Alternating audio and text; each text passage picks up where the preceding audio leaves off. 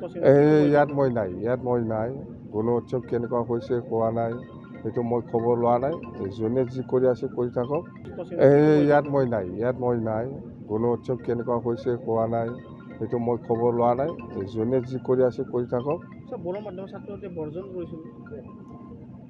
বৰ্জন কৰিছে কিয় বা কৰিছে সেইটোতো ছাত্ৰ ছাত্ৰীসকলক সুধিলেহে গম পাব না দে ইয়াত মই নাই কোনো উৎসৱ কেনেকুৱা হৈছে কোৱা নাই সেইটো মই খবৰ লোৱা নাই যোনে যি কৰি আছে কৰি থাকক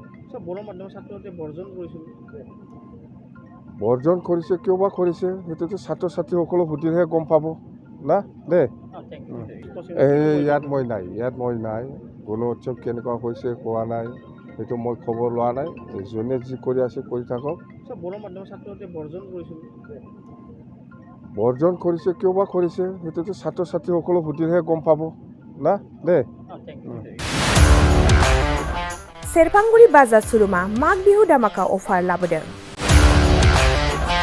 क'क्राझार जिल्ला सेरफांगुरियाव थानाय फुंखा एन्टारप्राइज बाजार सुरुमा 11 जानुवारिनिफ्राय 30 जानुवारिसिम माग बिहु दामाका अफार आरो एक्सचेन्जनि खाबुफोर होगासिनो दङ। नोंथांमोना सेरफांगुरियाव थानाय फुंखा एन्टारप्राइज बाजार सुरुमाव खुंफुंजानाय माग बिहु दामाका अफार एक्सचेन्जआव फैनानै नोंथांनि लुबैनाय बाजाजनि बाइकखौ लांफैनो हागोन।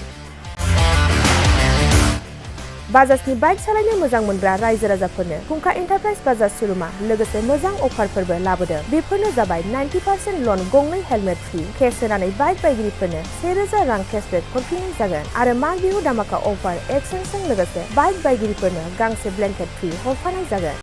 फुंखा एन्टारप्राइज बाजार सुरुमा आरो मोजां खाबुबो होबावदों। 500 रां होग्रोनानै गोसोबायदि बाइकखौ आवग्रिना दोननो हागोन आरो गासै गारिजों लोगोसे मोनफा मोनफायै इस्युट गिफ्ट हरफानाय जागोन। आबुङै मिथिबावनो थाखाय 8135872656 आरो 9101547892 जानबुं नम्बराव खौरां लाहरनो हागोन।